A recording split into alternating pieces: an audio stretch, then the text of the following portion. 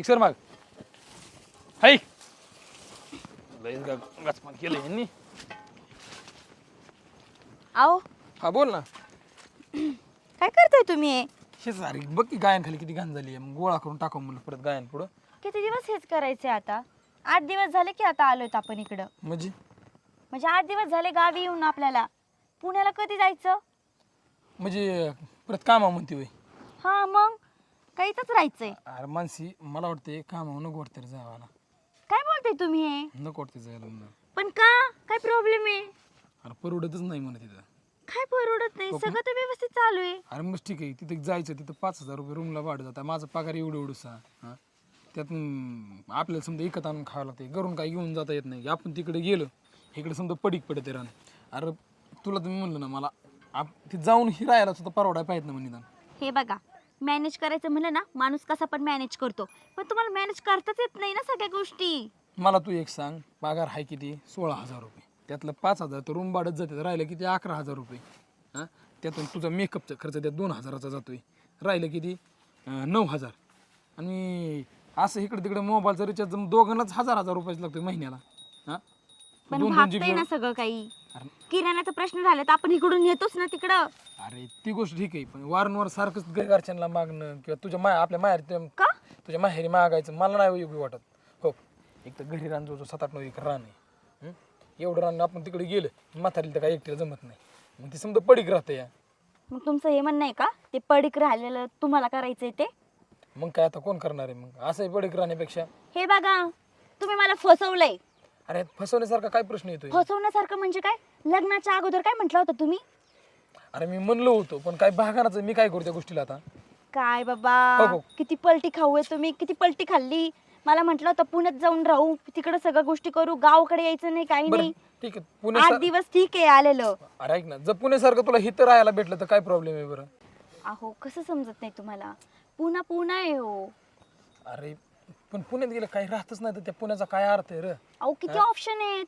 तुम्ही रिक्षा चालू शकता ओला चालू शकता परत तुम्ही साईड बिझनेस पण करू शकता. अहो छोटे छोटे बिझनेस टाकले ना ते पण मोठे होतात बिझनेस. तिथं इतकी गर्दी असती.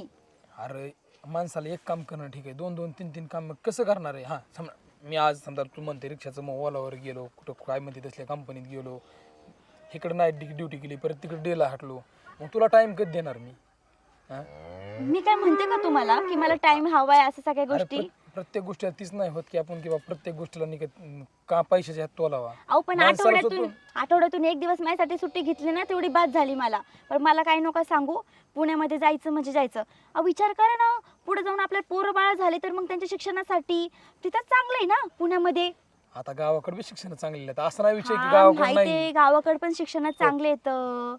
मला एक वाटतंय तू काही जरी म्हणली तरी मला आहे नाही मला रान माझं पडून द्यायचं नाही. म्हणजे माझा निर्णय पक्का आहे. तुला काय वाटेल ती वाटेल मी गावाकडे राहणार म्हणजे राहणार. अच्छा म्हणजे नोकरी काय फक्त माझ्यासोबत लग्न करायलाच केली होती काय फक्त? तुला असं वाटतंय ना तर तसं समज.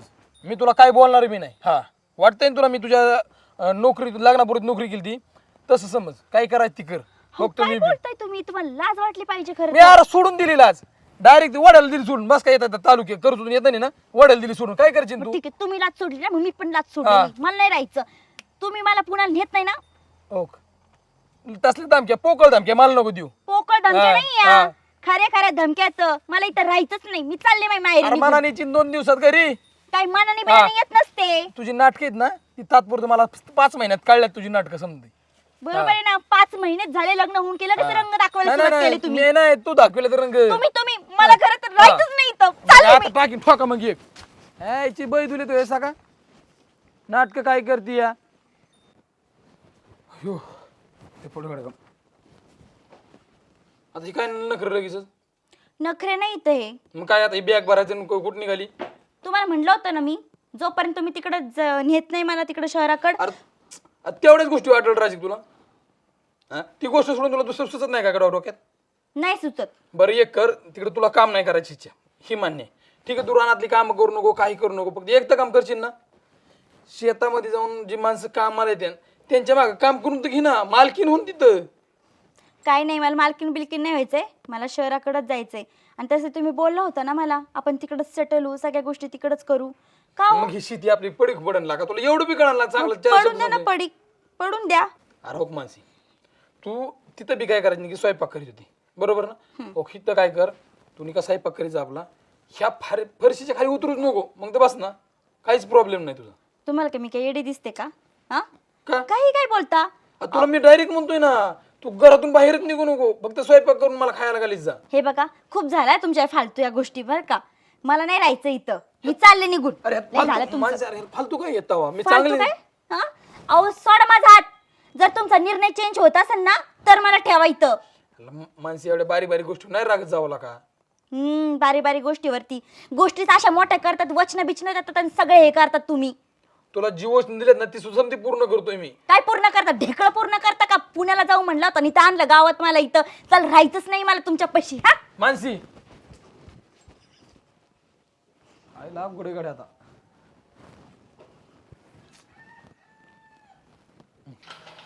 शेळडा काढला. अरे ही अरे काय रे हे काय ताणत आली बाई तू? काय झालं? ए यार काय झालं तायडे? काय झालं काय झालं काय विचारताय तोंडवरती करून तुम्ही? आता काय झालं ते सांग म्हणे. काय झालं काय झालं काय विचारता? अगं आई माझी लई चिडचिडू राहिली माहितीये का तुला? अगं पण असं लगेच नवऱ्याला टाकून बॅग भरून येणं ही कोणती पद्धत झाली? हे असे संस्कार आहेत का तुझे? जर नवरा ऐकत नसेल तर मग काय करणार? मी येणारच नाही इकडे निघून. अरे पण झालंय काय तायडे? तुला काय हाणलं काय कुठं? अयो तुला हाणलं तायडे, दाजीची एवढी हिंमत, तुला हाणलं? अरे दादा नाही रे बाबा, मला हाणलं मारलं काहीच नाहीये. अरे मग झालं तरी काय, बॅग घेऊन आली डायरेक्ट. हे बघ आई, ज्यावेळेस ते मागणी घालायला आले होते त्यावेळेस किती बडा बडा बाते मारल्या होत्या त्यांनी. मग आता सांगितलं होतं पुण्याला कामाला झालंय काय ते तू सांग ना. कधी आली बॅग फेकली आणि झालं थाय थाय नाचायला सुरू. तुझा जावई ना दिसतो तसा नाहीये, लय आतल्या गाठीचा आहे तो. मग काय सारं तर रामायण वचन- नको गुळू. अगं आई वचन एक देतो निभवतो एक, असं आहे त्याचं. अरे पण तायडे तू सांगितल्याशिवाय आम्हाला कळणार तरी काय? अरे मग तेच तर सांगते ना मी. तू काय म्हणली आता पुणे ना कशाचं काय आणलंय मला इकडल्या गावात. मग झालं काय गावाकड? गावाकडे काय झालं म्हणजे? अगं ते म्हणले होते ना पुण्याकडे नेणार म्हणून शहरामध्ये, आणि मग आता इकडे आणल्यावर त्यांनी त्यांचं वचन निभवायला नको का? आता 4-8 दिवस आले असते ना इकडं. अगं 4-8 दिवस काय, मी त्यांना विचारलं आता बाद झाले 8 दिवस राहिलो ना आपण गावाकड, मग? आता जाऊ म्हंटल आपल्या आपल्या घरी आपण. तर म्हणता इथं सेटल व्हायचं म्हणून गावात. आता सेटल आम्हाला तिकडं व्हायचं होतं, इकडं थोडी व्हायचं होतं. अगं आई फक्त लग्न होईपर्यंतच नोकरी केली त्यांनी, फसवलं अगं मला. आता तूच सांग बरं, हा असा फसवतो मग तसा फसवायला काय झालं त्याला? समज ठेवली बाई बी तर काय करू मी? माझा सगळं संसारच उघड्यावर पडन ना. अगं काय बोलते तू? बाई मला नाही भरोसा बाई त्यांच्यावरती. हे असेच असे लबाड्यागत वागू राहिले तर पुढे जाऊन किती लबाड्यागत वागतील. आणि मग आता त्याचा पर्याय आहे का तू टाकून येणं? मग आता तूच सांग बरं काय करू? मग जाऊ त्या गावात संसार करू का मी? ए नाही तायडे, तू जाईस नाही, तू इथंच राह. मग पुण्याला म्हणून नेलं घरी आणलंय, अजिबात नाही, जमत नाही. तू इथंच राह, बघू आता दाजीकडे बी काय होते. बरं जाऊ दे, तू आलीस ना ताना मी पाहुण्याला फोन करते आणि बोलून घेते नेमकं काय. काय बोलती तू? फोन करणार? काय फोन बिन करायची गरज ए, नाही. आहे, फोन जर बिन. त्यांना गरज असेल ना चट्टे येते नितं. नाही तर म्हणा करा दुसरं लग्न. कुठे त्यांच्या नादी तुम्ही काय लागली, येडे ठेवायचं. बेडे झाला का कोण देणार काय? आहे त्यांना पुरगी? तूच सांग बरं. नाही म्हणा, कोण देणार? अरे तुम्ही येडे आहेत का दोघं बी अर्ध्या डोक्याचे हो? हे बघ, अर्ध्या डोक्याची मी नाही, यो पण नाही. अर्ध्या डोक्याचा आहे माझा नवरा तो. हा. त्याला जर गरज असेल तरी येईन तो इथं, नाही तर मरू पडतं तसंच. चालले मी काय. जाऊ दे, चहा घेऊ काय तिला? असे संसार होत असत का पणपण केल्यावर? अरे सगळं होत असतं, तू चहा तो काशी नाही. तुला शेळ्यांना खायला टाकले का? टाक ना तू. ना आता तुम्ही 6 गाड्या त्यांना समजून तेवढा हो काय. आता मी काय चुकीचं बोललो तेव्हा तिकडं हिवत नव्हतं म्हणून मी हे केलं. ते डायरेक्ट रुसूनच आली घरी डायरेक्ट. करावं तरी मी काय बरं? हां तुम्ही आता समजून सांगा जरा त्यांना समजा. मानसी ओ मामी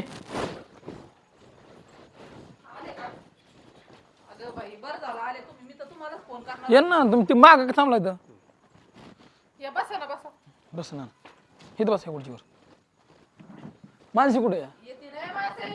बरं झालं तुम्ही चाले. मी तर तिला तेच म्हणलं फोन करून बोलूनच. जायचं का तुम्ही? हा खुर्ची घेतो बसा. कोणाला? इकडं बस ना. मी काय इथं बसतो ना. बस की तू. आहे तू बस. तू बी बस, जाऊ दे. मामी तुम्हाला पटतंय का बरं आता असं? काय हा? यायच्या अगोदर फोन नाही केला, काही नाही केला, कस काय आला बरं तुम्ही? तुम्हाला माझी अट मान्य आहे? पुण्याला जायचं आपण? आता काय लाग त्याच गोष्टीला रट राहून बसे काय गरज आहे बरं? हा माणूस आलाय जवळ जरा गोड शब्दाने बोलावा ना. म्हणजे तुम्ही पुण्याला येणार नाही येत तर हो दाजी, जर तुम्ही पुण्याला जाणार असेल तर माझी बहीण तुमच्या बरी येईल, नाही तुम्ही आल्या पावली जाऊ शकता. ए आईच्या सुधी देऊ नका ह्यांना. ए दादा, लग्नाच्या टायमाला काय ठरलं होतं आपलं, पुरीला पुण्याला राहायचंय. आता शेती पोती मग आम्ही विचारली होती, पण तुम्ही काय म्हणले शेती तिला काम करायची गरज नाही. मग आता तिचं शिक्षण, तिने तर कवा शेतीत पाय नाही ठेवलेला. मला तुमच्या काय इच्छा होती पुण्याला राहायची. आता पाहून 8 दिवस झाले आलेले, आता जायचं नाव घेणार. मग आता आली ती इकडे रागत पण निघून, आता काय करायचं याच्यावर काय तुम्हीच पर्याय सांगा. आणि कसं आहे, पुण्यामध्ये खर्च भरपूर असतो ते तर बरोबर आहे तुमचं आणि सगळं खरं तुम्ही आहे. तुमची मुलगी दिली म्हणून पुण्यात सर्व्हिसला आहे म्हणून दिलेली. हो आणि परंतु आता तुम्हाला वाटत असेल की जोपर्यंत लग्न होत नाही तोपर्यंत पुण्यात राहिले. हा, मग फसवल्यासारखं झालं ना direct. फसवल्यासारखं हो. तुम्हाला वाटतंय, बरोबर आहे. पण ऍक्च्युली कसं आहे, पुण्यात आता 2चे 4 हात झाल्यावर तिथं बघा ही परिस्थिती अशी निर्माण व्हायला. तिथं आपले तर ग्रामीणमध्ये 1 रुपया लागत, तिथं 10 रुपये लागायला लागले. ते तर तुमचं खरं आहे हो. आता आपल्याला कळतं ते, पण आताच्या लेकरांना नाही ना कळत.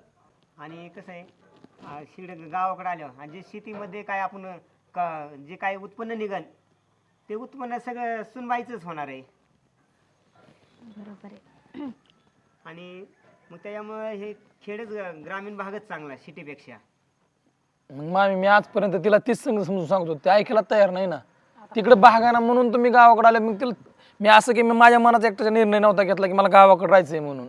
मी मानसीला म्हणलं की बाबा हो आशाने असं हा एवढा प्रॉब्लेम होतोय म्हणून आपण गावाकडेच राहू म्हणलं, तर ती तयारच व्हाय ना या. अहो पण दाजी, तुम्ही माझ्या बहिणीची साफ फसवणूक केली ना. ठीक आहे, तुम्ही म्हणतात ना फसवणूक केली, मी तिला एवढं मी म्हणतोय, ती सिटीमध्ये राहत होती. सिटीत फक्त ती काय करायची काम, जेवण करून फक्त खायला आली. मी काय म्हणतोय, इथं आल्यावर तू घराच्या बाहेर निघू नको म्हणलं. तू ना वाट्याचा पायरी तिचं उतरू नको खाली. तू फक्त काय कर, मला जेवण, नानाला जेवण, एवढं घरातली स्वयंपाकाचीच कामं कर. अख्खं रानातलं समजा मी बघून, स्वतः वैयक्तिक बघून येणारा पैसा समजा तुझ्या हातात द्यायला तयार आहे म्हणलं. एवढं म्हणून सुद्धा ती तयार व्हाय ना या. हे बघ मानसी, आता तू मस्त नोकरीचा नाद घेऊन बसली, पण तसं नसतं. आता जी जशी परिस्थिती येईल तसं वळावं लागतं आणि तसंच करावं लागतं. आता त्यांना नाही तिथं परवडत. आता तुला काय आणायचंय का न्यायचं नाही, सगळं कोण करतंय जावई. मग आता त्यांना नाही परवडत, त्यांना कळतंय आपल्याला इथं 2 रुपये येते, त्याच्यापेक्षा आपल्या शेतीत 4 रुपये जास्त येते. मग तुला काही काम नाही करायचं, तुला घरून त्यांना खाय प्यायला घालायचं, मग ते करते तसं करू दे ना. हा बरोबर आहे आई. जसं बरं का मामी, तुम्हाला मी एवढं शब्द देतो, माणसाला मी घरातून बाहेर येऊन देणार नाही. समजे तिला जेवढ्या सोयी लागते तेवढ्या घरी पुरवणार. आणि तुला म्हणली ना मला इकडं जायचंय तिकडं जायचं, तुला फिरायला सुद्धा नाही कधी म्हणणार नाही. जेवढं मी तुला पुण्यात करीत होतो, म्हणजे फिरायला नाही, कुठं इकडं जा तिकडे जा, त्या प्रत्येक गोष्टी मी तुझ्यासाठी करायला तयार आहे. हे बघा, आपले संस्कार तसे नाही. ज्या बाईला दिलंय ना पुरीला, तिथून तिची डायरेक्ट शेवट आरती उठत असते. ती असे पळून येणं हे ना असे आपले संस्कार नाही आहेत. कळत तुला तर नांदावा तिथंच लागणार आहे. मग तुला येऊन काय आहे इकडं. आणि कसं आहे, आता उन्हाळ्यात जरी शेतातले कामं नसले जावं, तर तुम्ही तिकडे काही इलेक्ट्रिकचं करीत होते, ते थोडं पाहायचं, ते जोडधंदा तुम्हाला बरं राहील ना जरा. तिथं चालू करीतच राहीन ना, मी काय नाही म्हणतोय का तवा. मी तुमच्या शब्दाच्या बाहेर नाही असं बी, पण फक्त मी एवढंच की मला तेवढं परवडत नव्हतं, मी गावाला आलो बस, एवढंच इच्छा झाली माझी. बरं तायडे, मला वाटतं तुझं बी चुकलंय. अरे नाही तिचं काही चुकलेलं नाही, चूक माझ्याकडून झाली. मी असं म्हणत नाही दाजी, असं म्हणू नका, माझी पण चूक आहे. मी पण तिला थोडीसं फुरसाण दिलं, पुढे ढाकालली कोणत्या गोष्टीला. नाही तुझंच बरोबर आहे, तुमचंच बरोबर आहे. आज वावर इथं लई मोठी ताकद आहे. आज माणूस एका घासासाठी वन फिरतोय, पण आज आपल्याला शेतीची खरी ताकद माहीत नाही. खरंच वावर जर असेल ना तर माणूस अख्खं विश्व विकत घेण्याची ताकद ठेवू शकतो. बरोबर आहे. तायडे, तुझं खरंच लई मोठी चूक झालेली आहे. तू एक काम कर, जा दाजींला चहा वगैरे कर. नाही काय झालंय, अहो नाही दाजी, असं नाही. चहा आम्ही घरी गेलो करतो की असं नाही असं नाही. आता आलाय ना तुम्ही, तर चहा पिऊनच जाऊ आपण. तुम्ही दोघं आता चहा चहा प्या. प्या आणि ते मग वाटच लावायचंय तुम्हाला आता. आता काय या की घरात या की. बरं घरातच चला या. मामा या घरात या. ना हो ना चला.